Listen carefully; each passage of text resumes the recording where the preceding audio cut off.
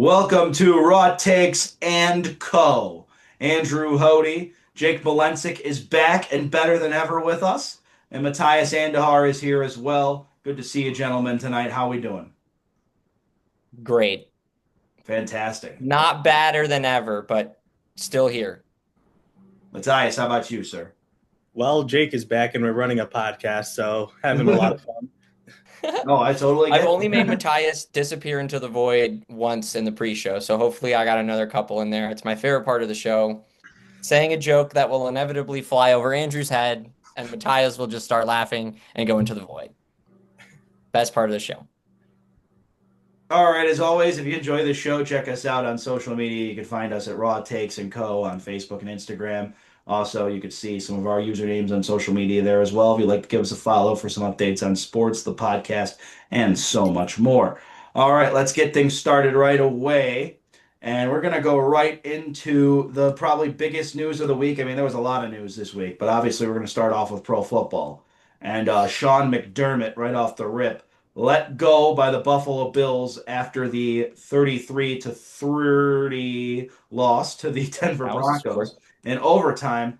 Um, Terry Pegula and Brandon Beane had a press conference earlier today. I got to watch a lot of it, and oh my gosh, what a mess it is in Buffalo right now. An organization that I think we view right now as one of the better organizations overall. That certainly looks very dysfunctional compared to where they've been, at least the last 10 years.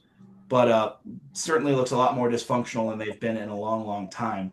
And there's a lot of finger pointing, a lot of yada, yada, yada. We're going to take a little extra time on this here because, guys, this was one heck of a situation. Now, I'll just say personally before I leave the floor open, the Sean McDermott firing is incredibly stupid.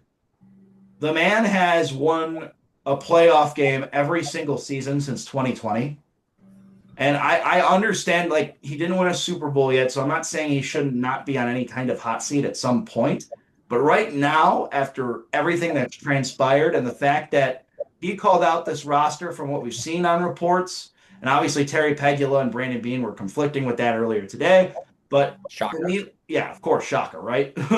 To me, like, what does this move make? To me, I feel like Brandon Beane is at fault here. And the other thing that was big was Terry Pegula came out and defended Brandon Beane over the move to get Keon Coleman. And now if you're Keon Coleman, you're still in the Bills locker room. Like and Brandon Beane has video at the combine at least talking about his speed. It seemed like he was keeping an eye on Coleman for the draft, but at the same time, who knows what actually happened in the draft room, et cetera, et cetera.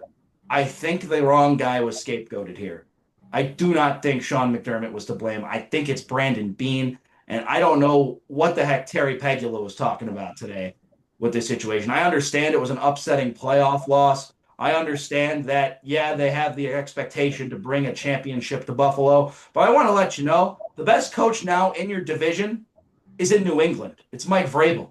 And he is possibly on the brink of a Super Bowl appearance. So I don't understand this move by Buffalo whatsoever. And I think this is going to backfire big time. There's potential that if the Bills don't get this next draft right or even find a way to get to the Super Bowl next year, another head coach could be fired, or maybe even worse, they might not make the playoffs because that's how good McDermott's culture was. I mean, we'd have never seen Josh Allen not play for a coach other than McDermott. So I'll leave the floor open, gentlemen. Go right ahead. We could start things off with Matthias here because you know what? You called it right not to believe in the Bills, and they're surely showing why you shouldn't trust them right now, Matthias. Yeah, so with the with this I agree, but I don't. Not with the firing, but with what you said. With the firing, I do think that he doesn't. I mean, he shouldn't have been fired. Um, yeah, like you said, like he kept going to playoffs, but I also understand that like maybe if the Bills bought into it of what I was saying earlier this season of like, hey, this might be their last year to do anything because this is no Ravens, this was no Chiefs, and those have been your two main obstacles. Joe Burrow wasn't in the playoffs. So if they bought that Kool-Aid, then this firing makes a bit more sense, I guess.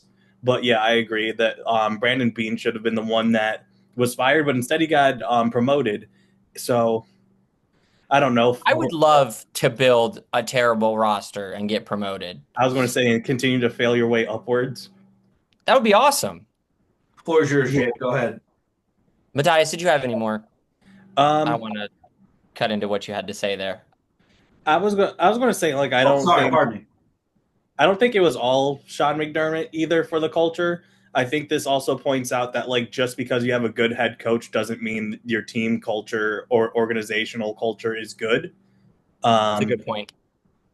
Yeah. Other than that, I don't have anything to say. I just felt the need to say that as a Steelers fan. Go ahead, Jake. You bring up a good point with that last one, where like his culture is good from an outside perspective, but we clearly don't know what's going on in that building. Sometimes the GM and the owner are buddy, and sometimes one listens to the other, and when the season doesn't go the way that you expected it to, you fire the wrong guy because you like one more than the other. And there was clearly bad blood and disagreement between the highest up people in the organization, coach, owner, and GM. And when you have disagreement, that leads to stuff like this happening. So I think, I don't know that they fired Sean McDermott necessarily because of poor performance. I think it was more he didn't align with where they were going. And if he truly did say that he doesn't think he has a championship roster, a Super Bowl winning roster, A, he was correct. And B, yeah, that would make sense why they had to let him go. And, you know, the three of us have never agreed on a coach firing. All of the ones pretty much that have happened so far. And we all agreed on this one because it doesn't make sense to get rid of the guy who's done this when the roster was built poorly. So it's just an interesting perspective on sometimes GMs and owners have interesting relationships and they can fire the coach if they want to. Yeah, that's how you know you messed up. All three of us agreed. Right. If you made a bad decision. Mm-hmm. And I want to say this off the rip before we move on. Yeah, this was an incredibly stupid firing, but you know, and the whole looking at the players in the locker room and the thing that Terry Pegula was saying earlier with that, I get that, but you know, Josh Allen was really the reason they lost that playoff game. I'm sorry, like 100%, 100%. And the call, but I think that was a catch at the end of the game. But you know, we can talk about that a different time. I think Josh Allen turning the ball over, and as great as much as I love Josh Allen, as great as he is, Josh Allen cost the Bills that game. The fumble right before the half was one of the most egregious things I've ever seen in my life. Oh, absolutely. I wish I could say that, but then CJ Stroud existed. But yeah, Josh Allen was so bad. Him throwing the ball to the sky and getting intercepted was good, but we'll get to that game in a minute. Yeah, you guys know how much I love the Texans. I got a lot to say there. But to me, they fired the wrong guy, hands down. And if I'm the Buffalo Bills, you are looking for a very good, I don't even want to say very good, you're looking for an exceptional head coaching candidate. The most exceptional head coaching candidate that's out there right now is Sean McDermott, and you fired him. So who are you going to get that's any better right now? I don't see Mike Tomlin coaching next year. It's funny because I don't think John Harbaugh's off the block. Like, it just doesn't seem like they care about somebody better. They just want somebody that believes in their vision. Yeah, I was going to say, it just sounds like they want a yes man. Right. And that's what's different between like this Harbaugh and the Harbaugh and Tomlin and Stefanski firings. It's like, I don't think they fired him. Tomlin wasn't fired, by the way. He parted ways on his own. So let's emphasize that. Go on. Right. But my point being, like, this isn't the situation where it's like, you're not going to find a better coach. You're right there, but I don't think they care about that. They want somebody who fits the vision of what they're trying to do. They want somebody who agrees with them. And that's not always the best place to go, but you get a GM who's power hungry, and this is what happens. And then you promote him to make him more power hungry, like Matthias said, where he hasn't done anything to prove that he should have got promoted. I'd love to get promoted for doing nothing. I don't disagree with you. If Khalil Shakir was my wide receiver one and I got promoted, I would be damn proud of it. They need to get wide receivers, and if their next head coaching candidate is a yes man, they are going to absolutely be in for trouble come the future with the Buffalo Bills, because you cannot sustain success with a yes man. I think we've learned that along the way with a lot of these hires we've seen over the years. John Harbaugh wasn't a yes man. Mike Tomlin's not a yes man. Like these great coaching Any good that head aren't coach doing it. Yeah, isn't. they're not. They're not. They're doing things their way. And so best of luck because right now their best chance of getting a good head coach is going to be the hot defensive or offensive coordinator right now. That's their only best bet. Like to me, like now, like Mike McDaniel might be a great candidate for the Buffalo Bills job, but he doesn't want that probably. I mean, he already is reportedly taking the Chargers job. So I don't know. And to say that Mike McDaniel is Sean McDermott, there's no comparison there. So No. if you're the Baltimore Ravens, I would absolutely give Sean McDermott a call. That's my opinion. All right. Let's move on to the next. Well, we're going to move on to the NFL coaching carousel, actually. New York Giants hiring John Harbaugh. To me, this was expected. I watched a little bit of his opening presser, too. I think this is a great fit. Jackson Dart, I think, needs a very experienced head coach. And I think he's going to get that with John Harbaugh. Obviously, it was a mess with Brian Dable, which was a very deserved firing, by the way. I want to emphasize that. That's one of the firings I agreed with this year. However, to me, yeah, Jackson Dart's going to get that with John Harbaugh. But, it's the approach that I think John Harbaugh even took in his press conference that I think really should make Giants fans optimistic. Like we're the New York Football Giants. We are going to play our way. This is one of the premier NFL franchises.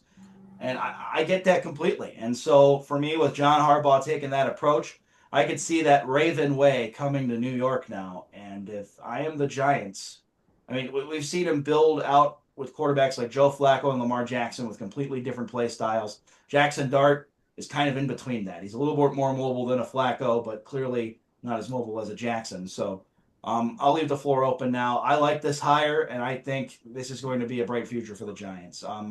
Jake, you want to start off here?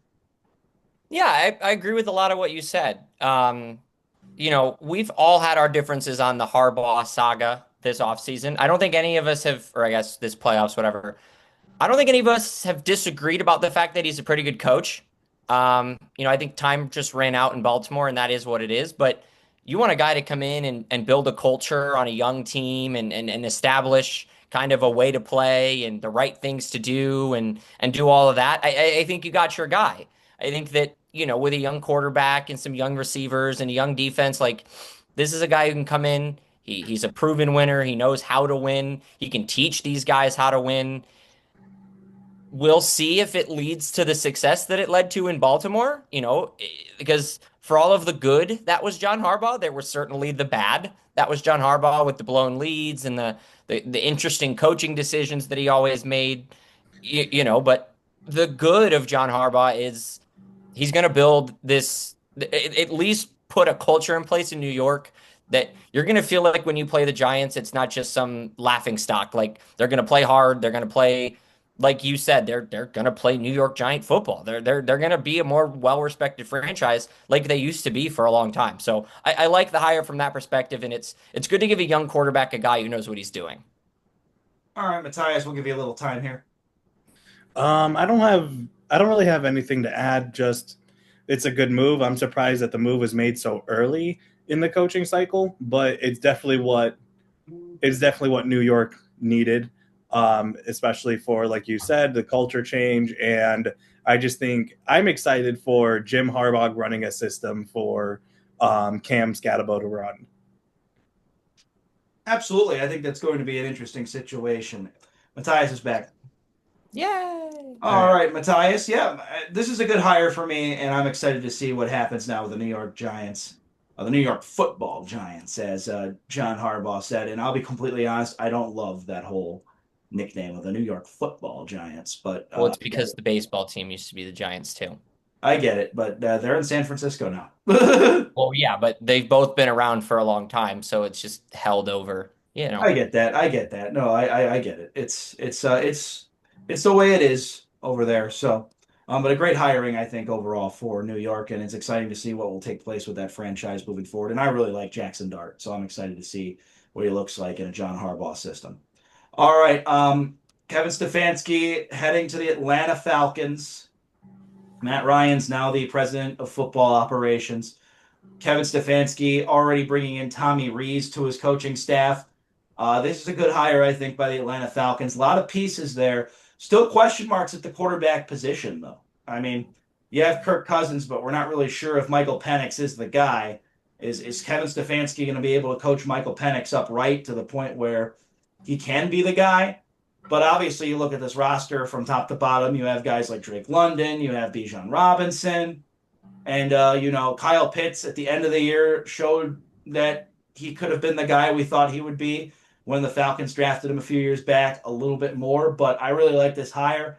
I think Kevin Stefanski is going to get a lot out of that offensive unit. Still question marks at quarterback, but Baker Mayfield coming out and essentially saying he's looking forward to seeing Kevin Stefanski twice a year now.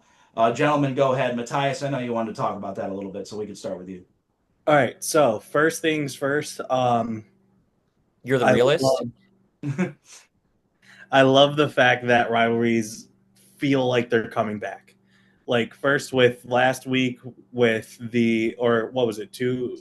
Last week with the Bears and Packers, and then like Robert Saleh now having to play the Jags twice after I think it was the coach and him had to be separated. And now this, like, it feels like there's animosity back in the NFL, which I won't say it was sorely needed, but play for something more, play for pride. And I think that's what Baker's going to do because Baker is probably one of the pettiest people in the league. For the hiring itself, I mean, I don't really mind it. Stefanski has a lot of pieces to use, and where I'm looking isn't just the offense. I do think Penix is the guy or a guy, but that defense has been playing when it has a good system. That defense has been playing lights out. Now I want to see how they do under Kevin Stefanski, because if they could cause turnovers, then it just makes the offense's job so much easier. And I like the players that the Falcons have had for years on defense. Also should mention the Browns do host the Atlanta Falcons this year, so there will be a revenge game for Kevin Stefanski at some point. Jake, go ahead. I know you got a little bit of time here. You have anything on this hire? Yeah, I don't have a lot to add. It sounds like they're going to retain a lot of that defensive staff, so that's a good point for Matthias about if they can and retain. I think the DC is going to stay. Hopefully, they keep a lot of position coaches and things the same. That would be great because I thought their defense was pretty fun at times last year. You had an offensive mind into London, Pitts, Robinson. Who knows what Penix, if he is or he isn't the quarterback. Kevin's certainly going to give him every opportunity, I think. And, look, say what you will about him. I've seen him draw up some really good offense. I've seen him draw up good schemes. I don't know that he's had the personnel in the last couple of years to execute it. But I'm fairly confident he can get Drake London and Darnell Mooney and Bijan Robinson some space to work with. So if he's got the quarterback to execute, I'm excited about it. I'm going to be really high on Atlanta again. So please don't let me down, Kevin. Please. I'm going to be high on the Falcons too, but we'll see what takes place in 2026. And that opening press conference is next week. I'm definitely going to be keeping an eye on it. I will be watching. Yep. Moving on now from Atlanta to Nashville, Tennessee. So we're going to keep it in the South. Robert Saleh getting a second chance to be a head coach, and I think this is a great hire by the Tennessee Titans. Now, Cam Ward is there, so you have a quarterback that is likely going to be your future. This roster still needs a lot of work. So, expecting Robert Saleh to really win right off the gates, I think is going to be a little bit of an unreasonable expectation because this roster still needs a ton of work.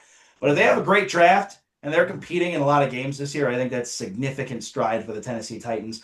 I really don't have much to say about this. I think the big thing here is Robert Saleh, I think, is a great hire. I think he deserves this extra opportunity because I really think the New York Jets were just a mess as is. So the fact he's going to the Titans, an organization that I personally believe is a little bit more stable based on the track record with Mike Vrabel in the past. But obviously that's not the situation now. So, gentlemen, the floor is yours. Jake, if you want to start here, go ahead. Yeah, I think you brought up a lot of good points there. I think one of the big ones for Saleh is we know the guy can coach, right? He's been an incredible defensive coordinator every for the last however many years he's done it. San Francisco's had awesome defenses under him. And I think there's something to be said about having head coach experience in New York in a struggle that he went through. I think there's a lot to be said about that. I think it's a good job from Tennessee to get a coach who's been there, who's done that, and we know is the guy, if nothing else, can coach defense. And that will help Cam Ward in the sense of he's going to have a defense behind him that can play. Get the right offensive staff in place for Cam, get guys that can help him out, and let's go see what you can do. I think there's something to be said about a guy getting a second chance after failing. If he fails again, then yeah, he's not cut out to be a head coach. But I know he can at least coach defense. So go do that. Put some offensive staff around Cam. Do the things you got to do. And I agree. I think it's a pretty good hire. I think give Cam some weapons. I think Saleh can make something out of nothing defensively with whatever the talent looks like because he's just a good defensive schemer. So I'm curious to see all of their offensive staff, their coordinators, quarterback coach. Who are they going to get in the draft at wide receiver? Other than that, though, I like Robert Saleh. I would say that this is probably my, outside of Harbaugh, because that's obvious, I think this is one that I'm the most excited to track. Just like, I really believe Saleh can coach, and I hope that he does so in Tennessee. I'm certainly going to be tracking the Stefanski situation just because that to me is really interesting too, and because he's the Browns' former coach. But I want to give Matthias some time here. Anything on the Tennessee Titans hiring Robert Saleh? Yeah, I think Robert Saleh is. I think he's a good hire. He's probably not the type of minded coach I would want in Tennessee, but Jake made really, really great points of wanting to work on defense to help your offense. I was saying the same thing about Atlanta. So yeah, I don't worry, but I would be looking an eye on Cam Ward in the offense because they're kind of in a place of Cam Ward and a bunch of not much. So I'm yeah, interested to see what they. My one stipulation, and I agree with you, is what do we do to put Cam Ward in a place of success? Your defense yeah, can be great, but who's your offensive coordinator? Who are your wide receivers next year? We can't trot out what we had. So I do agree. Like there's some concerns, and you didn't hire a guy to help Cam directly. So I do agree with that point. That's why I'm a little interested to track like if this defense is awesome, but you didn't help Cam, you ruined the hire. take notes, Buffalo. All right.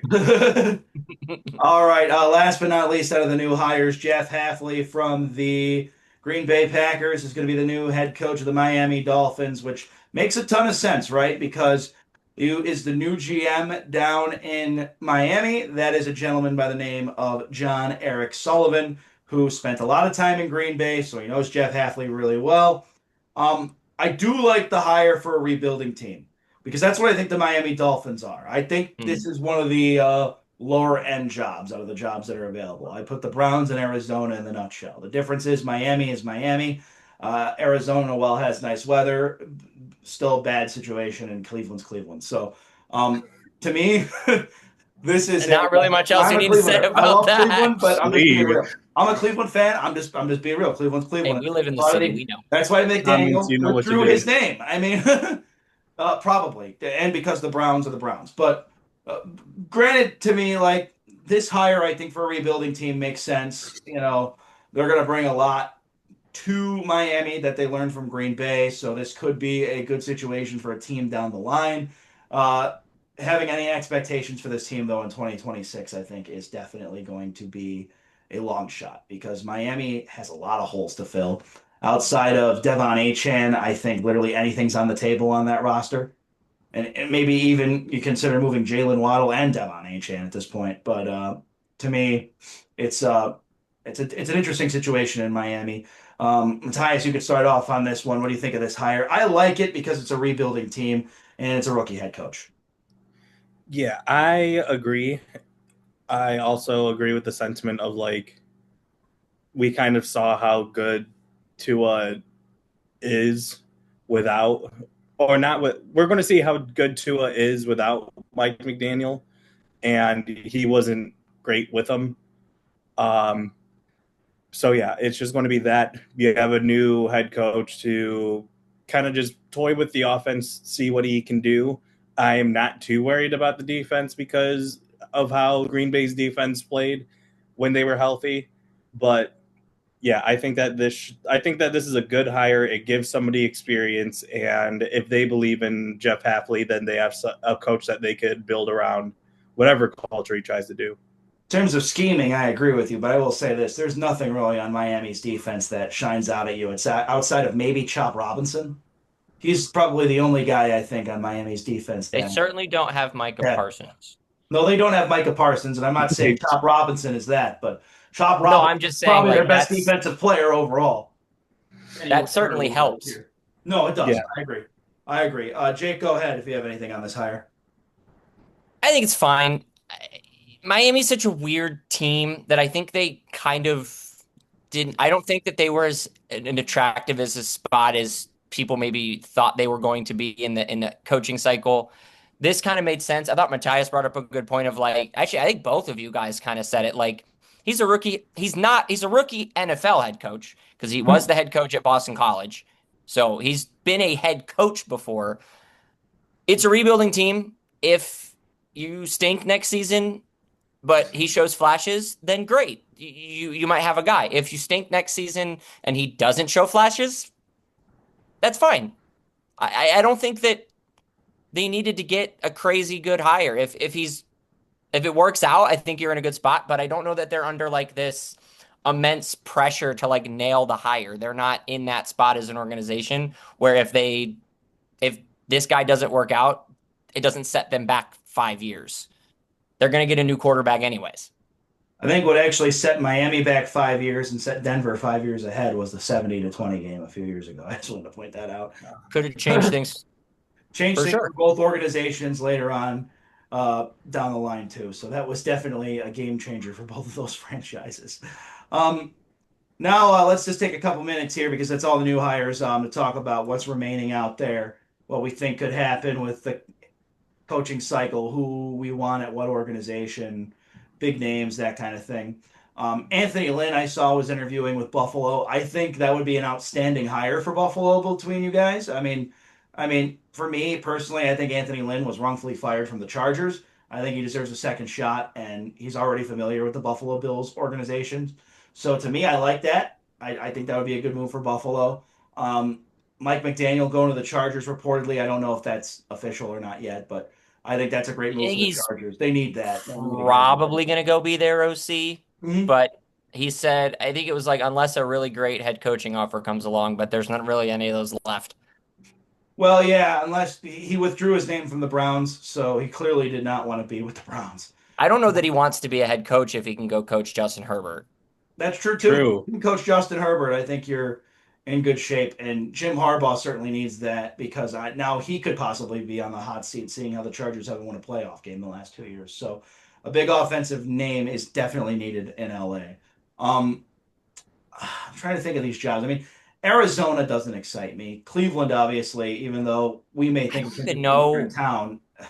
I don't even know who Arizona's candidates are. That's what's so weird about that job is like, I don't feel like I've heard anything about what's going on. Well, the talk no one wants it. They're not moving forward with Kyler Murray, or are they? I'm still confused on that. Would you want to coach Kyler Murray is another question. Jonathan Gannon surely did, and it didn't work out. So, I don't know. This is the thing is like Sean McDermott to the Ravens, I think would be a good consideration, but like, and the Steelers, I mean, they're talking to Brian Flores, but the reports I saw just re-signed, right? Yeah, yep, he just re-signed as a defensive coordinator to the Vikings. But he could still get a head coaching job if he wants one, from what I saw too. Yeah, it sounds like he wants to stay because he took the new contract, but I guess if the Steelers blew him away. Don't excite yourself. The Steelers are going to be looking for what? Probably a rookie head coach like Tomlin and Cowher were, right? Wouldn't you think? I mean, Matthias, I defer to the Steeler expert here. I mean, to me, I would think so. Art Rooney did say this big thing about how he doesn't necessarily want to rebuild, but you look at that roster, you're probably not getting Aaron Rodgers back next year. So I see a lot of assets. I mean, I know we talked about it for a while, so we don't need to talk about it too much this week, but the Steelers' job, you probably have job security better than anywhere else. I'll say that. That's going That's to the be a only, good job for somebody. in my opinion, though, that's the only really redeeming thing about it because I really don't I think it's agree. that great of a job. You don't have a quarterback. You don't really have a defense. But you're going to have time. That's the thing. You're going to have Right, time to but build other that than roster that, out. you don't have a lot. So you're kind of Let's going defer to in the there. Steeler fan here and see what he thinks. Go ahead, Matthias. I mean, like Jake's right. Like Mm-hmm. I said it like a couple weeks ago. Like this is what the Steelers get for trying to make a Super Bowl team out of Mike Tomlin's words, volunteers. Like literally, we would just go in the market, hire people who were Pro Bowlers in like 2018, and then be surprised when it doesn't work. Like, and then they would all be in like minimal contracts, so the team would look similar but different every year. Yeah, for when it comes to an actual coach, I think it's going to be. I do agree it's going to be a rookie head coach. That's just how the owner has worked things out. And honestly, I'm kind of upset with, or not kind of, I'm pretty upset with Flores off the market. That was my guy. Possibly. But there's still a chance he's probably off them. I would imagine that because he took that extension, the Steelers either haven't offered or he doesn't want to go. And either way, I don't expect the Steelers to blow. Of all teams, I don't expect the Steelers to come up with money out of their pocket and blow them away. My thought on it is if he took that extension and got that new contract, there probably wasn't what he wanted in the head coaching market, or he would have just taken a head coaching job. That's the way I look at it. You don't take an extension as a defensive coordinator unless you aren't going to get a head coach job, probably. Unless he didn't want to go to Pittsburgh. Maybe he didn't. I don't blame him, but it's just funny. And you know, now that Sean McDermott's available too, before we move on, I just want to point this out. He's available now. I mean, if I'm the Browns, I'm probably making a phone call, but I wouldn't expect that. We know the Browns were interested in him back in 2016. But now that McDermott has had success with Buffalo, he's got a good enough resume where I think he can go wherever he wants now. I think it's too late in our process. Oh, definitely that too. But it's a late in a lot of people's processes. Yeah, that's a good point. I mean, to me, the Baltimore Ravens job is probably another great job that's out there. And if I'm the Ravens, I'm calling McDermott. But the thing is, here's the other thing before we move on to the games this week. This is the thing I don't love. It's like 10 coaching vacancies this year. So that's now, instead of a quarter of the league, a third of the league, with a ton of big names out there again. And, well, this time, actually, no, probably this is the only cycle we're going to have these kind of big names on the market. And to me, like, it just doesn't make sense. I don't know if it's sustainable in the NFL. Like, why coach in the NFL if fans are just going to get upset with you if you don't get to the Super Bowl or lose a playoff? Like, Baltimore's expectations are literally just like Buffalo's. So if you're Sean McDermott, you do go to the Baltimore Ravens, even though I think that would be a good fit. What if you don't win the Super Bowl next year? Like, what if you don't win the Super Bowl next year? I mean, what's Steve Biscotti going to be thinking? What are the fans going to be thinking? Like, it's the same thing with the Buffalo job. They're going to be thinking, why can't you win with Lamar Jackson? You have one of the best quarterbacks in the league. Figure it out. And it's the same thing with Buffalo. Back off that, they're not giving him only 1 year. Like, all of these fires, it's not like, oh, you got a year. I also don't think. I'll let you talk. But like, it's not like, oh, you're high for those jobs. Like, whoever takes those jobs are going to be on high pedestals right away. I think the Steelers job, you're not. Jobs like the Dolphins, I don't think you are either, or the Browns. But, like, you're on a high pedestal if you take the Buffalo job or the Baltimore job. But who cares what the fans think? If you're the head coach, why do you care what the fans think about you? If the fans want you fired, who cares? Well, I think it affected why Mike Tomlin left the Pittsburgh Steelers. I'll be completely honest with you. I think that's because he had 20 years of that. I think he was just done. Yeah. I get that, but at the same time, like, I really don't think Mike Tomlin cares what the fans think of him. He doesn't seem like the kind of guy who cares what anybody thinks about him. When Mike Tomlin, when Art Rooney said in his press conference that he was willing to take another run with Mike, to me, it doesn't seem like Art Rooney cares much either, which is a good thing, I think, if your organization's ran like that. But I still think fan pressure getting to these organizations is becoming a big thing, and it's not sustainable. Now we're talking close to a third of the league is out of a job. So I think this is the a good expectations can time. be out of control. That's all I'm saying. I think this is a good time for the league to go through this because I was saying it earlier in the year. This kind of feels like, I don't want to say a new era. That's too cliche, but it feels like a changing of the guard for the NFL. Like when we look at these playoffs, there's not a lot of those similar names anymore, and especially with who's remaining left. And when there's changing of the guard, you either try to capitalize it early or you try to sit on what's been working until it doesn't work anymore.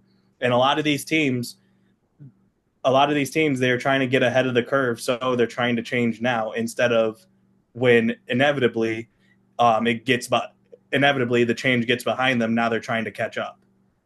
Well, here's where I agree and disagree with you. I agree with you, yeah, that it has changed a little bit in terms of what teams are good now and what teams have made the dance. But I just want to say right off the rip, here's where I disagree with you. Well, yes, it's new faces, it's new coaches, it's new players. Look at the four organizations remaining on championship weekend. Denver, been to the Super Bowl within the last 15 years. New England, been to the Super Bowl within the last 15 years. Seattle, been to the Super Bowl within the last 15 years. LA Rams, been to the Super Bowl within the last 15 years. Heck, all four of these organizations have won Super Bowls within the last 15 years. 3 of them have different head coaches since the last time they made the Super Bowl. So agreed, that's my point. I get it. It's changing of the tide, but look at the organizations. Like right, I always talk about parity in the NFL. These are well-run organizations we're talking Go ahead, about. Jake. Say it. Yeah. They're different coaches, though. I get that. I get it's different coaches, different players. I'm not arguing that. It's like they got ahead of the curve. These are still well-run organizations we're talking about here. The Broncos did change ownership, but they're well-run organizations like Baltimore who are going to be fine. Long-term, yeah, but like I think the Paul Allen estate still runs Seattle. I mean, right, but they have a different changed ownership, but still they let Pete Carroll go because it was time. I'm not disagreeing with that. What I'm saying is these are still well-run organizations that are on championship weekend. I don't think you. We already know Robert Kraft is a great owner. Like these are great organizations, is what I'm saying. Like so, to me, like yes, who fired their coach before it was too late? Who was not popular, but who was good the last 5 years, certainly. But I'm just saying, looking at the 4 teams that are on championship weekend, all of these teams have won a Super Bowl within the last 15 years. That's all I'm saying. These are well-run organizations, and you're right about Baltimore. I'm not disagreeing. I'm just saying where I agree with Matthias is, yes, this is a little bit of a changing of the tides this year, and it is new faces. I'm not arguing that too, but these are still the same organizations that are historically well-run the last 15 years. Denver had a little blip in the schedule for 10 years, but they're back. I mean, New England for 5 years. Hired a bad coach and then fired him and hired another good coach. They fired a couple bad coaches. Vance Joseph, who's their defensive coordinator, you may remember was also their head coach about 8-9 years ago. You look at Vic Fangio was there, and Nathaniel Hackett, and then they brought in Sean Payton. So yes, some of these organizations had some bad moments, but overall, historically, they're good organizations. That's all I'm saying. All right, you guys ready to talk some of the games? Yeah, it took us an hour. Oh, we're getting there right now. The Rams and the Bears. We'll start things off with, and we're just going to emphasize right away, since we touched on the Sean McDermott situation at the beginning, does anybody have anything to say about Denver before we move on? All right. Good, he's hurt, and Jarrett Stidham is going to be their backup, so we'll talk about that. Let Stidham. I don't have anything. Matthias? I can't make a pun. I am. So if this is the reason why Sean McDermott got fired, this is a very horrible reason, because this was an extremely winnable game in which you were down for a good portion of it, but then Josh Allen became Josh Allen again. And even though he did end up throwing the game in the end, literally, but you guys, they were in it. And this was, in my mind, this was the 2 teams that were the most fraudulent in my experience for the AFC, but neither of them looked fraudulent in that game. and they played their hearts out. And if it came down to whether that was a catch or an interception that literally saved or got Sean McDermott fired, bad reason. Go ahead, Jake. Go ahead, Jake. Oh, my lovely girlfriend, who has just such great football knowledge, always likes to tell me, why does it always come down to one play? And it's crazy that she doesn't really know how real she says that, but like it's true, and it shouldn't. So the fact that it came down to that play and that decision does say a lot about the outcome of that game. It shouldn't have come down to that. Yeah. I get that. So that's all I got. I just think it's interesting from she's not even a casual fan. She's not even a fan. She just watches because I make her, because I put it on the TV, and that's her observation. So I thought that was interesting. that happens all the time. Also, those two penalties were my lord. Not a greatly officiated game, but we can't make that our only thing when our quarterback turned the ball over 4 times. And also, I should emphasize, Bills owner Terry Pegula said after at the press conference today that game was the reason Sean McDermott was fired. Literally used that. So weird. That's a lie, by the way. And hopefully we get Matthias back here in a second with a frozen frame, but we will get to it now. His camera hates him. Yep, he's coming back now. All right, well, the floor is yours, Matthias, if you want to talk about Seattle and the 49ers. Oh, we're doing this now. Great. Have fun, buddy. My camera's not working. And there we go. I think. All right, there we go. So, Seattle 49ers, this game ended at opening kickoff. That's it true. Was just the opening kickoff happened. Rashid Shaheed reminded the world, whoever didn't believe, that the trade for him was good, ran it back for a touchdown. GG's, game over.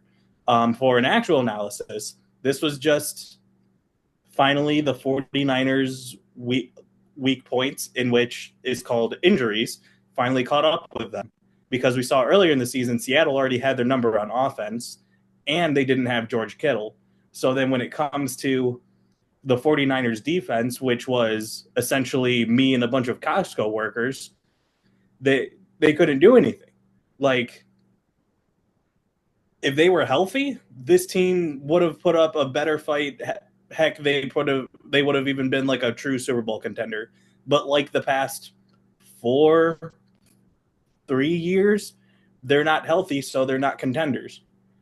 And yeah, like this was a great one by San Francisco, but it had to end eventually. Seattle is silencing the doubters. Mainly Sam Darnold is silencing the doubters, and he's ready to steamroll. Speaking of teams with people with second chances from New York, like he's putting on a performance. I want to chime in real quick, Jake, if you don't mind, real quick. To me, Sam Darnold, though, didn't really light the world on fire in that game. I mean, he didn't have to. He played okay. He didn't have to. I agree with that. I'm not going to take away it's a playoff win, but he was just very okay to me in that game. And I get he was injured. That's fine. He did his job. So I'm not going to overly criticize Sam Darnold for that. He got his first playoff win. Good for him. So I'm not going to overly criticize Sam Darnold, but I do want to say I don't think he's the reason they won that game. I think Rashid Shaheed and even Cooper Kupp having a big game for the first time in a while is certainly the reason that helped Seattle go over the edge. And they did a terrific job. And they damn well have a shot to beat the Rams. I want to point that out right now. They have a great shot to do so. Jake, go ahead. No, I think what I was going to say is that the only reason that the Niners were going to win this game is if Sam Darnold played poorly. If we got bad Sam Darnold, that was the only way they were going to win. And so this idea that he played okay, I don't think should be a negative, because the alternative is CJ Stroud. Your defense kept you in that game the whole time, and you kept giving it to the other team. And so Sam Darnold is doing a very good job of not losing the game and letting the rest of his team win it for him. And there's something to be said about that when there's versions of Sam Darnold that haven't done that. And there's times that Sam has been the reason that his team is lost. And so I don't want to take away from Darnold in the sense of the only way San Francisco was going to win is if he turned the ball over 3 times and kept giving them free points. And instead, he managed the game, didn't do anything wrong, didn't turn the ball over, and did what he had to do. So that was really the point that I was going to go with. And I think you kind of talking about he played okay. I just don't want that to be a negative for him if he goes on and wins the Super Bowl and his numbers don't light the world on fire and the defensive player is the Super Bowl MVP. That's okay. You won the Super Bowl. You didn't lose. I agree with that completely. I think it's important that Stafford gets the MVP, though. Go on. I said that just sounds like Legion of Boom. Yeah, and Russ is a little better than what Sam is now, but that's because he kept you in the game.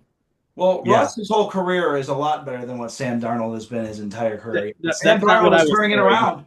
Sam Darnold is turning it around. I just want to emphasize that. And I get it. He's not losing games. Legion of Boom.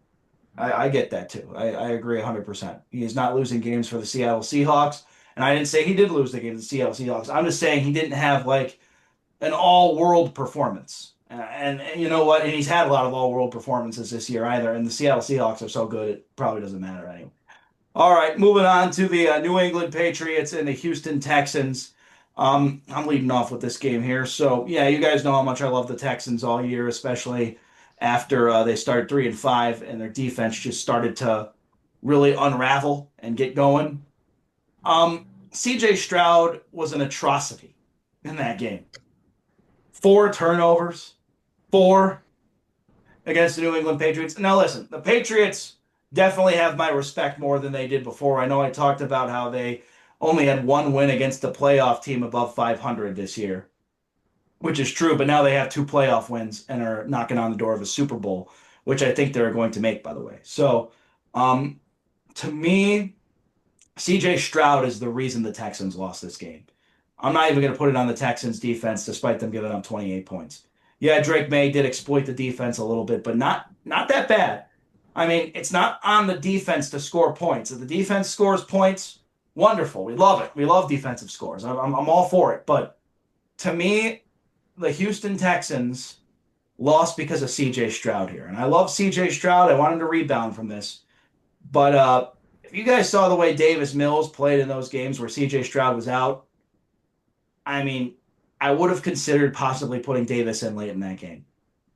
We've seen good things from Davis Mills when he was in for the Texans. I'm not saying that's your long-term starter or anything like that, but this is the playoffs, and I think everything's on the table in playoff games, and I think coaches should look at doing that more frequently. But that's just me.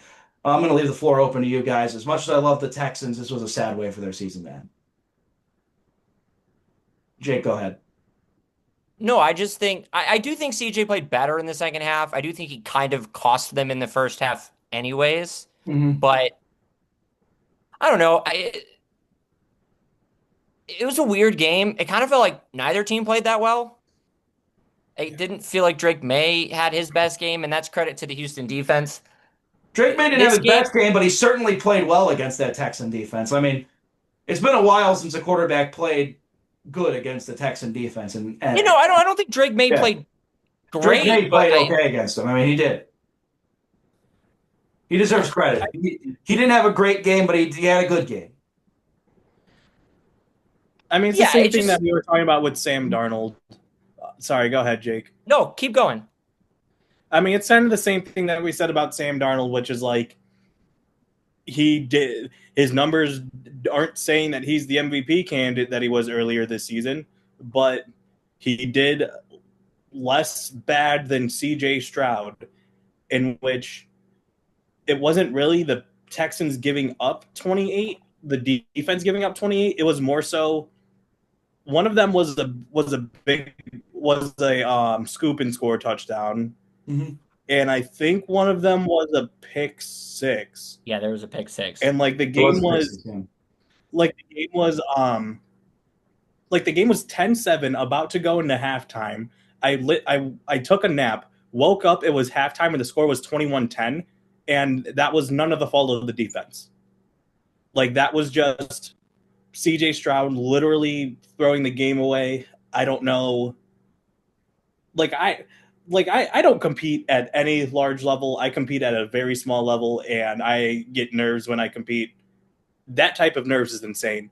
Like throwing potentially 2 games, because the Steelers game was close as well until it No, the wasn't. fourth quarter. Yeah, but it was. Yeah, this is not a good look for C.J. Stroud, and this was just more so Drake May did less bad than C.J. Drake Stroud. May. Yeah, in which Drake May literally could have tripped over that bar and could have passed.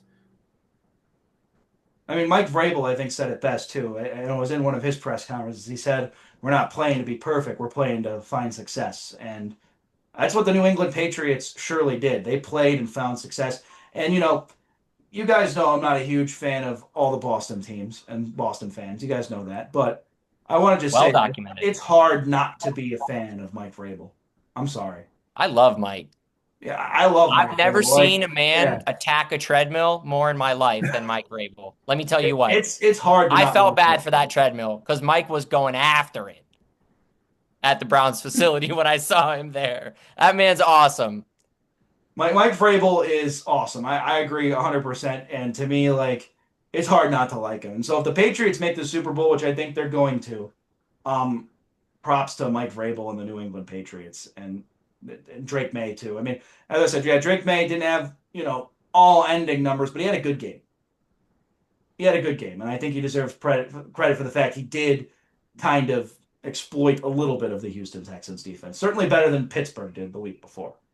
The floor is yours, Jake. You get, personally, my favorite game of the weekend. This game was great. Go ahead, Jake. Yeah, this was a lot of fun. Good quarterback play, really fun coaches. Two of your favorite a lot of people's favorite offensive minds in the league to watch, Ben Johnson and Sean McVay. I thought it lived up to everything at least, especially late in that game, I thought it lived up to everything we thought it was going to be. I feel for Caleb. First things first, I don't know that interception in overtime was all on him. DJ Moore, I don't know. Let's maybe make an effort at the ball. Let's maybe not half butt it over the middle of the field. Matthew Stafford's awesome. That throw he made to Adams was incredible. Some of the touchdowns and some of the plays that he's able to make are incredible. Caleb made the best throw I've ever seen, probably. Again. If Caleb didn't turn the ball over, I think the Bears might have won this game. Yeah, I think if you're a Bears fan, I think the whole year you kept wondering, is he for real? Is he for real? Is he for real? I think he is. I think you finally got your answer. And I agree. If it cost you losing that playoff game to figure it out, I don't know that that's the worst thing ever. Obviously, you'd like to win, and I get it. You want to win the home playoff game. But I think all in all, you figured out that your quarterback has it. He's got the it factor, he's got the swagger, and he's got big play mentality, and the dude shows up in the biggest moments, and he's done it every single week. They should have lost to the Packers, and Caleb stepped up. That Rams game was pretty much over, and Caleb stepped up. And I think for the Bears going forward, you've got it. Your head coach, quarterback combination, you figured it out. You've got some weapons for him, too. I think this team is in a really, really good spot. As for the Rams, I'm so excited to see them play against the Seahawks next week. Part 3 of that series is going to be a movie. It's going to hopefully be one of the better football games that we see. I'm still a little weird on the Rams. They're doing some weird stuff, and I don't know why they're not playing all that good, but I'm wondering if they're just if they've just been saving it for Seattle, which it kind of feels like they did a little bit. They're like, we're not going to bring out our best until Seattle. So I think that they're going to do that, but I know I talked for the whole time, but good okay. For I actually don't have much to say. I agree with you on almost everything. I'm incredibly happy for Caleb that he's figured it out. I'm sad for him that he lost, but boy, if I was a Bears fan, I'm stoked with that guy. He's awesome. Bears he won me over. down the You won me stretch, over too. I You am a won me over, huge right? Caleb fan now because of that. I wouldn't say He's I'm a awesome. huge Caleb fan, but I will say this. Caleb Williams proved to me he could play football at a high level. That's what he did this whole season. He has been probably the most clutch quarterback in football this year. So I want to give Caleb credit. He did turn the ball over in the Rams game, so I don't want to say he shouldn't be at fault for this loss, but he certainly is the reason that game even went to overtime. So I want to give Caleb Williams a ton of credit. I'm not going to say it because we talked about it pre-show. I won't say what it is. Just go look up the cool nickname that the people are giving him on Twitter. I like it. It's funny. I'm not going to say it. If you saw it, you didn't hear it from me, but please just go look it up. I'm not going to say it because I respect this podcast too much, but just go look it up. I have no If you're going to be cool, you have to have a cool nickname, and Caleb does. Matthias, you have anything before we move on to one sentence, one pick? I am going to keep this short, so one sentence for each team. For the Rams, they went from the pinnacle of consistency in the NFL to a literal coin toss. And for the Bears, a coin toss was essentially what you could describe this season. That's fair enough. All right, gentlemen, are you guys ready for the last one sentence, one pick of the 2025-26 NFL season? Because we're going to have a lot to talk about when the Super Bowl comes around, right?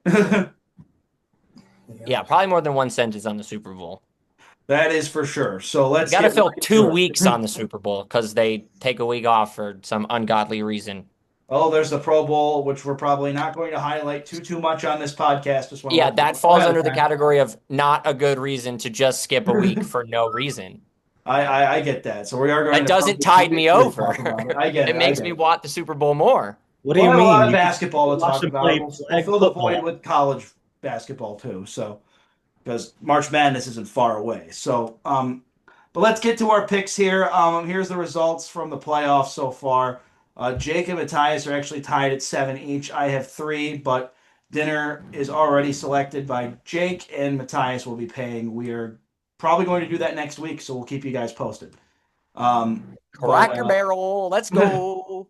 Pancakes. It's looking like we're getting pancakes, which I'm not against, to be quite honest. Pancakes for dinner is the best thing ever. But, at the same time, it's also not my pick. I'm in the middle enjoying everything. So, but for the playoffs, you are living my dream scenario, and I'm so mad. I just want it to be in the middle. For the playoffs, though, this is just for fun. So let's get going right away. New England at Denver is the first game, the AFC Championship. Matthias, go ahead to start things off.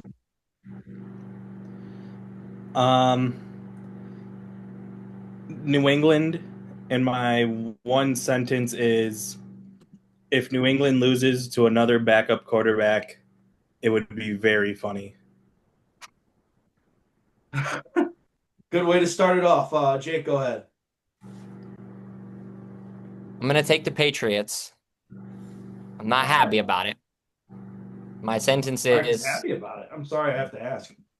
My brother is a Patriots fan, and I've hated them my whole life. I don't want to see him have another Super Bowl run. But it's the Mike Vrabel Patriots. I don't care.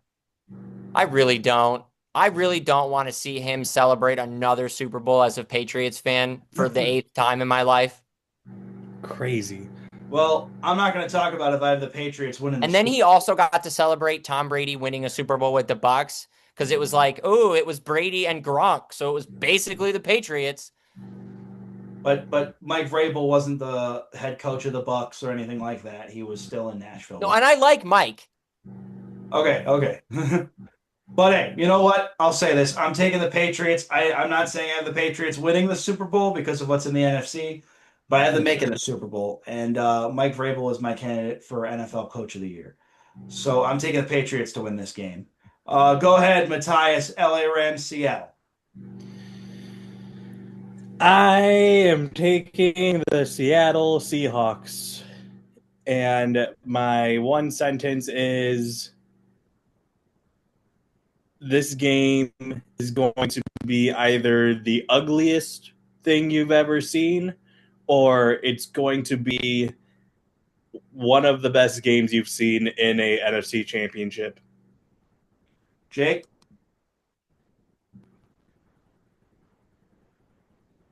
Jake? Taking Seattle. I'm All right. less happy about it. Thing. I'm taking Seattle. It's fine. Not happy about it because I want to see Matty Staff in another Super Bowl, but they ain't going to win. I think we are going to see Matthew Stafford in another Super Bowl. I'm taking the Rams. I'm rooting for the Rams a lot. I am rooting for the Rams too. Too much. I love Seattle. I'm not going to be upset if Seattle wins this game. I mean, no, I can root for Seattle. Honestly, I wouldn't be upset if Denver beats New England with Jarrett Stidham in a revenge game against the Patriots. I don't think that's going to happen, but I wouldn't be upset by it. I don't get litty with Stiddy. I finally found one. I'm taking the Rams because they have the MVP front runner, and I want to see Matthew Stafford win another Super Bowl. Out of everybody right now in the playoffs, as much as I like a lot of these players and a lot of these coaches, there's nobody I want to see win another Super Bowl more than Matthew Stafford. I agree. There's nobody I want to see do it more than Matthew Stafford. And I want him to solidify that MVP race. I get that's a regular season award, but I think the playoffs still makes more of a case because he's had another deep playoff run. And I just think that'd be great for his legacy of his career because, I mean, the Detroit Lions took away so much from how good he could have been for 12 years. But that's a story for another day. Here we go. Here are the final picks, excluding the Super Bowl, obviously. Now, because Houston and Jacksonville lost, our Super Bowl picks are not accurate at all. However, there is the conference championship picks. We're all on agreement New England's going to beat Denver. And the difference is I have the Rams and Matthias and Jake have Seattle. So that is one sentence, one pick. Let's get to the college football national championship. I have two words for you, gentlemen. Fernando Mendoza. And I have two more words for you. Curt Cignetti. Good for I the have three Big words Ten, for good you. for Indiana. What's up? I don't have any. I have no words. I keep going. I just wanted to interrupt your flow. Fernando Mendoza's rushing touchdown was the play of the game. And I saw a meme of this yesterday. I would absolutely be 100% fine with a Jameis Winston Fernando Mendoza podcast. I think that would be wonderful. Oh, that would be wonderful. That would be awesome. That's must listen to. That's must listen to content. You want to talk Outside about of Raw Takes and Company, that's must listen to content. No, you put that on before us. I won't even be mad. Well, I love our viewers and I want them to watch us too. So no, you outside you can of watch Raw us. Takes and Company. That's a perfect appetizer, though. But anyway, back to the game here. Carson Beck put on a good show as well. Miami deserves a lot of credit for as far as they've gotten. I'm not going to ridicule the ACC tonight. They did a great job. Big Ten, though, reigns supreme, especially in the 12 playoff format. Big Ten has the last three national champions, even though one of them's Michigan, but we can complain about that later and put an asterisk next to it potentially. It was a great game. I mean, it really was just a great game from start to finish. It was a great season for Indiana. I think there's no denying that. Curt Cignetti now putting himself up there with names like Nick Saban. And, I mean, I don't know if we're going to go that far yet, seeing he's probably going to win multiple national titles before that. But he's already putting his name out there with the guys like Urban Meyer and Jim Tressel and Nick Saban, obviously. I mean, it was just a great season for the Indiana Hoosiers. I mean, I don't know what else there is to say about that. And the fact that what there is to say about that is the most statistical anomaly of all time that Indiana won a national championship in football. Okay, that's the best. I did not say that. Division One's all time. They had the losingest Division One program ever. They had the worst winning percentage ever of all time. And they won the national championship. That's insane. It's 16-0. It doesn't make any sense. Indiana That's all I got. Just that good. I mean, this year they were. I mean, that team was awesome. NIL and it's just the transfer portal. Yeah, it's just if you told somebody 10 years ago that in 2026 Indiana would win the national championship, they'd been like, in what? Basketball? Golf? fencing. They would have named 5 sports before football. And and credit to them, man. That was awesome. That's an awesome run. And I do want to say this before we let Matthias talk here. You know, Indiana is now they have the largest alumni base in the country, which I didn't even know until the other day. A friend of mine actually let me know that.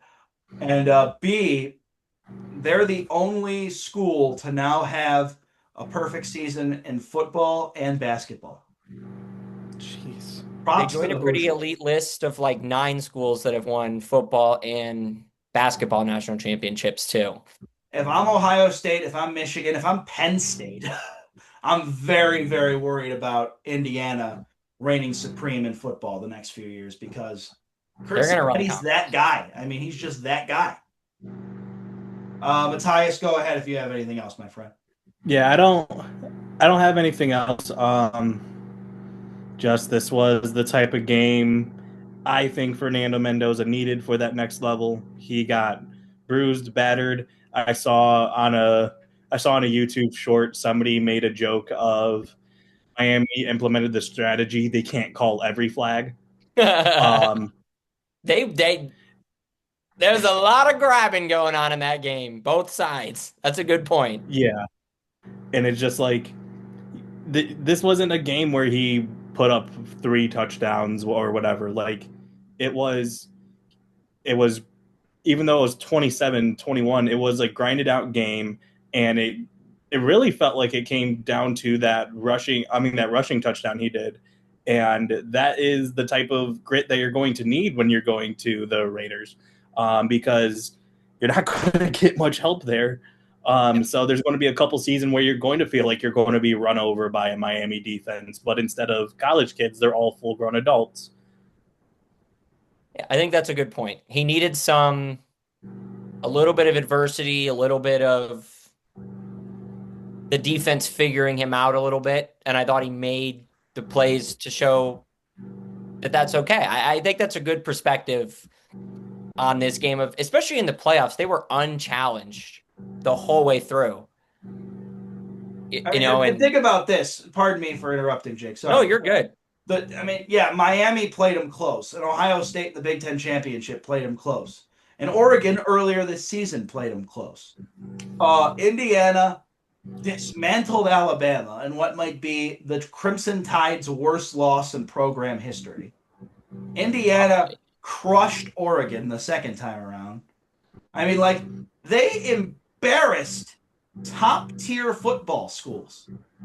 And Indiana is now a top-tier football school. They embarrassed them. They didn't just win, they embarrassed them. Miami, they didn't do that to. I get it. But they did it to those 2 programs. They embarrassed Oregon. They embarrassed Dan Lanning that day. They embarrassed the Alabama Crimson Tide in their storied history. A program that didn't even belong in the playoff to begin with. Embarrassed them. Made them look like men amongst boys. In all honesty. And I get it's college football, but that's how the Indiana Hoosiers played against Alabama and Oregon. So I'm not taking anything away from the Miami game. Obviously, they were the better team, showed it. Miami put up a good fight. Props to the Indiana Hoosiers for defying history. Honestly. I have never seen anything like this, probably, not only in college football, but in sports. It's like if the Browns would have gone 0-16 2 years in a row, or 0-17 or something, and then win the Super Bowl a year later. Pretty much. You don't see this. You don't see this. And college football, it's obviously a different situation. But, I want to give Fernando Mendoza a ton of credit. And also, I am really hoping he pans out in the NFL because Las Vegas is really good. Not going to be a great place to start. He's really good, man. He is. He is really good. He's a great. I love his motivational speeches. I love, his faith and all that stuff. But when he gets to the pros, I really hope the Raiders have a good plan for their future. And they're not an organization that has ever shown that. So, at least since the early 2000s when they had John Gruden. So, let's move on. We got NBA to talk about here. I'm going to set the clock at 12 minutes for you, Matthias. The floor is yours, my friend. All right. I don't think I'm going to use all this time, but to start off, I'm going to start off a little bit desperate because I live in Cleveland. So the Cavs really need to capitalize on this next stretch. I don't care who's in front of them; they need to start winning because they're only a game. They are the 7th seed, and they're only a game and a half behind the Knicks, in which the Knicks are a 3rd seed. The Knicks have lost a lot recently. Everything? No, they haven't lost everything. I wish they did, but they are winning they've lost a lot. 104 to 56 over the Nets right now, so they're doing all right. Jeez. Yeah, rivalry week. Before that, they lost their last 4, I believe. Yeah, they lost their last 4 again, and yeah, this Knicks team doesn't look like the Knicks team that won the mid-season cup. Like, it looks like there's something up. They're struggling, well, except for the game that is on as of us recording. They're struggling to even score 100 in this losing streak. And yeah, the Cavs, they took care of Philly, but they need to turn it around and they need to step on some teams' throats and just say, we're the Cleveland Cavs. We were supposed to be better. This is when we show we are better. For the people that are watching the agenda, in other words, Andrew, you could see that I put down 41-24 because in the game against Charlotte, which would be yesterday as the time this podcast comes out, the Cavs were blowing out the Hornets, and then I think in the third quarter, the Hornets went on a stretch where they went 41. I mean, they scored 41 while the Cavs only scored 24. So obviously, I don't know how the game ends yet because the game is still on, but that's unacceptable. We need to start rolling teams like yesterday. Speaking of what I was talking about, Timberwolves, first, New York has been falling off, like I said. I couldn't really tell you what's going on with them either. Like, once again, other than blowing out the Nets by 50 as of this recording, they lost to the Mavericks, the Warriors, the Kings, and the Suns. And the Suns have been turning their season around. But other than that, that's not... If you're a championship caliber team, these are not the teams that you want to lose to. Obviously, it's an 82-game season. You're going to slip up, but not 4 games in a row against that. You got to take at least one of those. But the Timberwolves, since Anthony Edwards' injury, hasn't looked the same.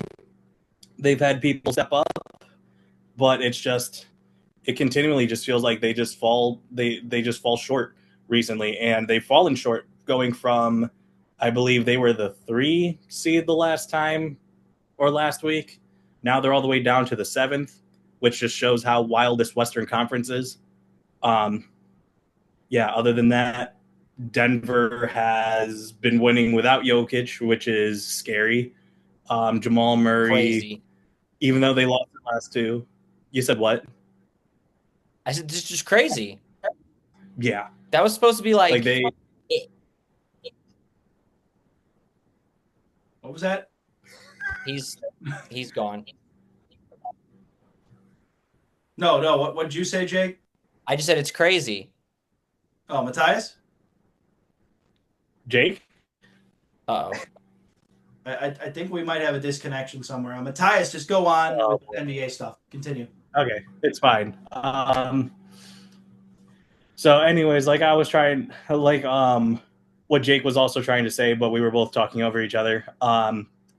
This is supposed to be a team that's built around Nikola Jokic and everything else. But then now this team is winning without Jokic. So when he comes back, on top of them being in playoff form, because some of these players are essentially having auditions for the playoffs. And some of them are showing up and showing out. In other news, the Warriors, unfortunately, Jimmy Butler, his leg exploded. So, yeah, he's going to be out for the season. And unfortunately, that means for Warriors fans, Jonathan Kuminga has to step up and I think Kuminga doesn't even want to be there.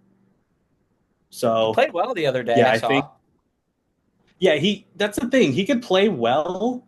It's just that he's a jack of all trades but master of none. Which like would be good if he didn't have to be an essential piece for Steph Curry's career. Can I just mention this because I just noticed this while I was looking at some of the NBA stats. Yeah, go ahead. Look at the Knicks hosting the Nets right now as we're recording this. It's Yep. 115 to 61. In the entire fourth quarter, the Brooklyn Nets have scored 5 points to the New York 27. Jalen Brunson, 20 points only, and he's the leading scorer. How bad are the Brooklyn Nets? Not that They're bad. probably gonna lose this game by 50 plus. I mean, that's just wow. An NBA game. there's been big margins of victory before, but I'm just saying, holy smokes, that is pretty pathetic. I don't know. They're weird because they are bad, but they're not. And then Michael Porter Jr. just sometimes single-handedly wins a game for them out of nowhere. I don't know. It's weird. Speaking of Michael Porter Jr. This is yesterday's game if you're watching on Thursday, by the way. Yeah. A lot about Michael Porter Jr. Speaking of Michael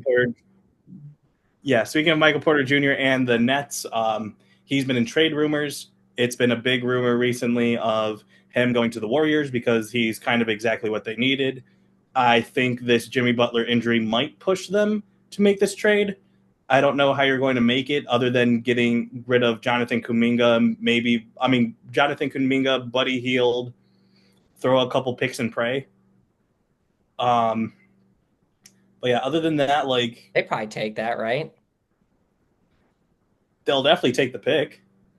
Like Buddy Hield, Kuminga, and a first and a second or something. Yeah. Like how much can Michael Porter Jr. actually be worth when you're 12 and 30? Touche. I was going to say 20 least, points a game.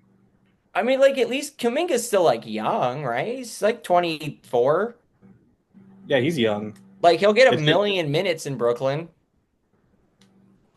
He might end up like another Michael Porter Jr. with all the playing time. Right. I'd take that if I'm Brooklyn. I mean, who cares? Yeah, I don't know. The Nets are in a weird scenario where like they're fun, but they're really bad compared to some of the other years when they had like Jared Allen and D'Angelo Russell when they were only fun and regular bad. Yeah, that's kind of all I have about that. But the last thing I want to touch on is the All-Star voting results for both sides. First, starting with the East, we have Cade Cunningham, Tyrese Maxey, Jalen Brunson, Jaylen Brown, and Giannis as starters. Why are there so many Jalen's in the NBA? I just read that and I was like, wow, that's interesting. Jaylen Brown, Jalen Brunson, Jalen Green, Jalen Johnson, Jalen Tyson, Jalen Rose. There's a lot of Jalen's in the NBA. That's crazy. I'm sorry, that's random. But I just realized that there's a lot of Jalen's. No, it's hey, if you need a name that needs to make it to the NBA. Name your kid Jalen. He's gonna go hoop. Yeah, hopefully. But yeah, that's the starting lineup. The reserves right now looks like Donovan Mitchell, Karl Anthony Towns, Jalen Johnson, and Michael Porter Jr. That's just the first four that weren't named All-Stars. But yeah, I think the only outlier is Jalen Johnson, at least to me, but that's because I haven't been watching Atlanta basketball. But from what I've been hearing, he's been playing. He's like the Denny Advia of the Eastern Conference, which like he's just been playing out of his mind. But not a lot of people have been paying attention, or too many people have been paying attention. So, yeah, how do you guys feel? Actually, how do you guys feel about that like starting lineup? I could say it again if you need. But yeah, it's just Where's my Donovan? I'll be. How did he not He's a get in? reserve. He's a reserve. He's a How reserve. did? Yeah. How is he not? He's averaging like a 30 piece. This is ridiculous. He I is mean, the most disrespected great player in the NBA, right? Nobody ever gives him the credit he deserves, man. He's well, so maybe if he can get to a conference championship series, that'll help his legacy. All due maybe. respect. I think that will be big, and the Cavs have not shown any evidence that that's going to take place yet. So that's me personally. For the lineups, makes sense for what we've seen this year. There's not much to me that doesn't make sense. I think that all makes sense. But the All-Star lineups, and honestly, the All-Star game itself is so putrid. It's so hard to watch because it's so bad. And not much effort's given. And I mean, some of the events over the weekend, like the dunk contest and all that, that's fine and all fun and games. But the All-Star game is nothing that to sneeze at. It's like the Pro Bowl. I mean, and baseball's the most fun. The only All-Star game I look forward to is in baseball. I do not look forward to the NBA All-Star game. And I'll be honest with you, Matthias, I'm probably not going to watch it.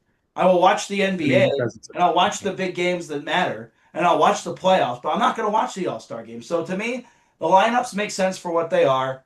I'm not even worried about it. And also, can we make Jamal Murray an All-Star, please? Well, thank you for this transition because Jamal Murray, along with along with everybody else in the West other than 6 names, have less votes than Denny Abdia. Go Denny. Denny's a great player, but I mean, he's a good player. I don't want to say a great player, but over Jamal Murray and what he's doing without Jokic, I mean, Jamal Murray is, to me, he's more disrespected than Donovan Mitchell based on the fact he doesn't have an All-Star appearance. Yeah, that is pretty wild. He's so good. He's been in the league since what, 2015? 11 seasons now? How does that man not have an All-Star appearance? I did not know that. Now I'm really confused by that fact. I would have thought for sure. The wingman to Jokic in 2023. I'm not saying like I get Jokic is the guy, but Jamal Murray is definitely the second guy in Denver. Like, how does that man not have an All-Star appearance? Yeah, he's awesome. It's ridiculous. It's absurd. I mean, it's because like in the regular season, Jamal Murray hasn't had to go nuclear, like because he's always had Jokic. Like we've seen, I'll even mention like the bubble. We've seen times where Jamal Murray just plays out of his mind and you're like, why isn't he an all-star? And then you look at his regular season and it's like, okay, well, he puts up good numbers. And then unfortunately the league is full of people putting up great numbers, especially in the West. There's a lot of guards that are putting up great numbers. And like looking even at the starting lineup, I'm not putting him over Luka. I'm not putting him over Shea. I'm not putting him over Curry. I'm not saying an all-star starter. He should be at least a reserve, though. Well, I'm not putting him over Anthony Edwards. I'm not putting him over Kevin Durant. I get that, but he should be a reserve at the very least. And LeBron James wasn't snubbed. It's totally fine. Also, Cavs beat the Hornets 94-87. Boston is blowing out Indiana. I don't get this whole rivalry week thing. I think we wanted to talk about that prior. We talked about it briefly in the pre-show. Yeah. What makes the Pistons and Pelicans rivals? What do we have against Charlotte? I think the thing I said before the show was the only thing I feel about Charlotte is really bad for them. Charlotte doesn't have a rival. They've been so bad for so long. I don't know. I have no ill will. Here's my thing on the NBA. I don't really know who the rivalries even are. The rivalries to me should be that it constantly changes. That's the thing. Like in 2010, right? We had a rivalry with the Warriors, but we don't now. Yeah. In 2010, it was Miami when LeBron went to Miami in Cleveland. Yeah. I think you could say that Toronto and Golden State had a rivalry after the finals in 2019. That would be fair to me. San Antonio might have held a grudge against Golden State back in 2017 when Kawhi went down and they got swept. The only team I hate right now is the Knicks. Maybe Milwaukee. I wouldn't even consider them a rival. I just don't like the Knicks. I don't like the Knicks either, because of the playoff series and whatnot. There's some bad blood there, but no, is that like a historical rivalry in the NBA? No, there aren't any. The only historical rivalry in the NBA is Boston and the Lakers. Yes, that's it.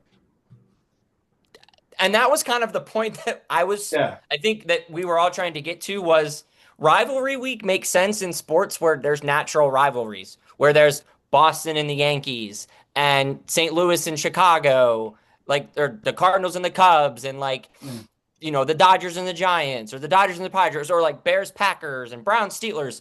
That doesn't exist in the NBA. There's really never been that other than Celtics, Lakers. Like, as a Cavs fan, I don't consider any team a rival. I did the Warriors when I was in high school because they always beat us. But, like, that's a rivalry. There's no doubt. I mean, but I don't hate them anymore. Periodically, it's a dead rivalry. Yeah, the NBA rivalries die. That's how it works. Like, the rivalry with the Heat was for 4 years, and that was it. I have no at least to me, like, there's a couple of really big rivalries. Like, the biggest one to me for people to look after is going to be OKC and San Antonio.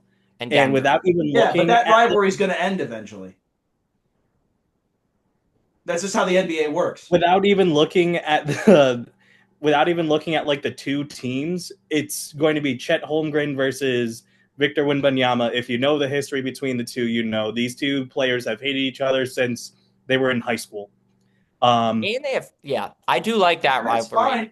It's a rivalry now, but like Victor. No, I see what you're saying though. Yeah, that's a good point. Holmgren, they might not play their entire careers in OKC. The rivalries are like this in the NBA. It's just who's good versus who's not good. You could say in 2008 the Cavs had a rivalry with the Spurs because they swept us. Like they constantly change. I mean, it's just the way I could say that for LeBron, for most of LeBron's time in Cleveland, one of the rivalries could have been. Honestly, would have been Washington Wizards, because all the way back from Gilbert Arenas all the way up to the John Wall, Bradley Beal, there were a lot of times when they would butt heads. Like, I'm not saying that's the premier rivalry. I would still say to me, the Celtics in the 2000s for the Cavs are the biggest rival because there was a lot of holy crap moments against the Boston Celtics. The biggest rivalry LeBron had in 2008 was his teammates. I was going to say how bad they were. That's true too, but I'm just saying, like, I'm thinking of it from the LeBron James perspective too. With this, like, LeBron, when he came back to Cleveland and we played the Celtics in those playoff series, LeBron dismantled them. He didn't just, and even in Miami, like, he dismantled the Celtics. He can't stand that franchise. Like, it's a well-known fact he doesn't like the Celtics. And he's had a lot of moments against the Celtics. But, like, that's a rivalry from the 2000s. Like, to me, I'd say Boston would be our rival in the 2000s because we had a lot of heated moments against them with Ray Rice and Paul Pierce and all those guys. Like, not Ray Rice. Ray Rice. Ray Allen. What the hell am I saying? Oh, my God. Let's not. Different humans. Different humans. Different sports, let alone different people. But yeah. I'm going to wrap this up. We like Ray Allen. We don't like Ray Rice. I'm going to wrap this up with one last rivalry that is current, or two last ones. I think Detroit and New York, because those were the two up-and-coming teams, and they had the playoff scuffle last year. Giannis versus the city of Milwaukee. That just sounds like a court case. But, it will be soon. And also the Timberwolves and Nuggets. Those two teams, when they face off in the playoffs, they tear their throats out or each other's throats out. And that Christmas Day game, that could have sparked a rivalry in and of itself. Like, those two teams do not like each other. Like, there is a lot of potential for rivalry in the NBA, especially with the idea of them fluctuating. I just don't really like the idea of making a rivalry week just to kind of sell extra tickets to Amazon. If you're going to do it right and put those two teams against each other. Give me Knicks versus Cavs. Give me Timberwolves Nuggets. I figured it out. I figured out why Charlotte's our rival. Because Interstate 77 connects Cleveland and Charlotte. That has to be the reason. Oh, the classic I-77 rivalry. I-77 rivalry. That's what it is. 460 miles. The I-71 rivalry is the Browns-Bengals. How about the I-77? Little did we know. That rivalry spans way further than we thought. Yeah, all of I-71. Yeah, I-77 though is what connects Charlotte and Cleveland. Incredible. That's the only thing I can think of that connects us to the I was home. gonna say the only Colin thing I could think of is that Michael Jordan's the owner, and Michael Jordan did things to the Cavs in the playoffs. He did one pretty big, memorable thing. Yeah. Yeah. But how many casual Cavs fans know that Michael Jordan is the owner of the Hornets? Not many. As many casual fans, period, that knows about, I don't know, Reed Shepherd. I don't know the owner of almost any team. And I also, mean, I know don't Michael think because Michael it's Jordan's Michael. the But majority owner of the Hornets anymore, if I recall correctly. I don't know. He probably lost all his money gambling or something.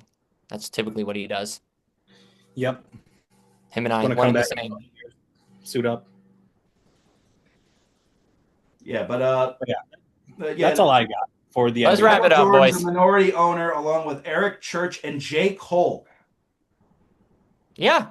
Eric Church and J. Cole are also minority owners of the February 6th. The fall off. Get ready, people. Yeah, J. Cole's a huge. Well, he's from Charlotte, but he's a huge basketball fan. Jermaine is. I believe that. Yeah. Yeah. I know. That's all I got That's all I got for the NBA. He's got trophies on his wall, but wants trophies on his mantle.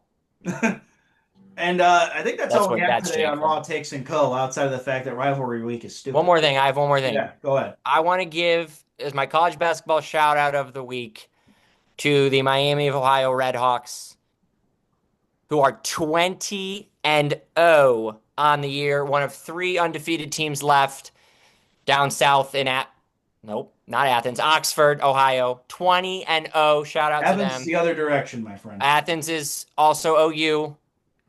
Oxford is Miami. That's my bad. I know you guys are rivals. Sorry. Cavs beat the Hornets, by the way, 94-87, and the final score between the Nets and Knicks, 120-66. Go Miami of Ohio Redhawks. Stay undefeated. There's a real possibility that they go 31-0 in the regular season, so we will be monitoring that situation.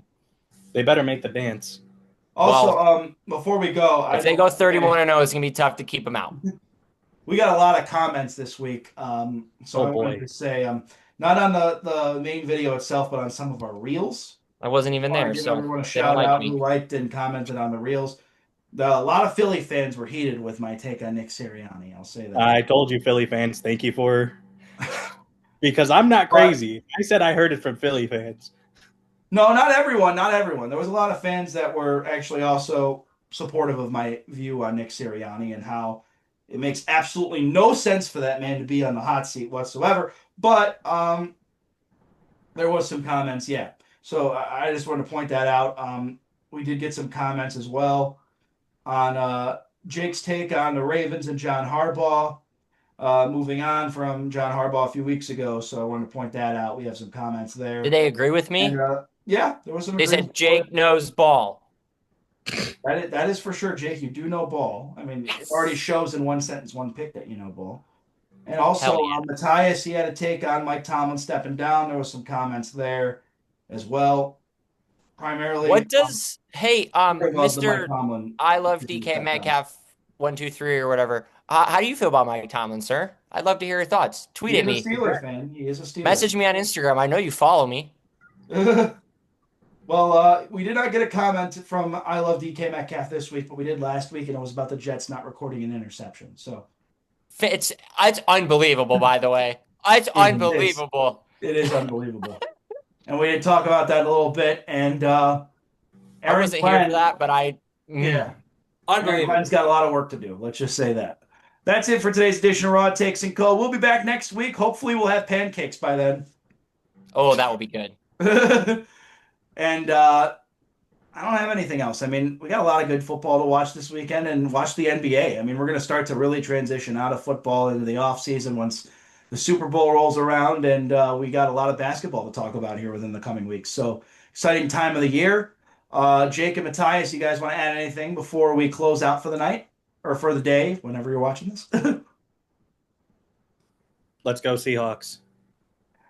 All righty. Have a good one, everybody. For Matthias Andhar and Jake Valenzik, I'm Andrew Hody, signing off on Raw Takes and Co.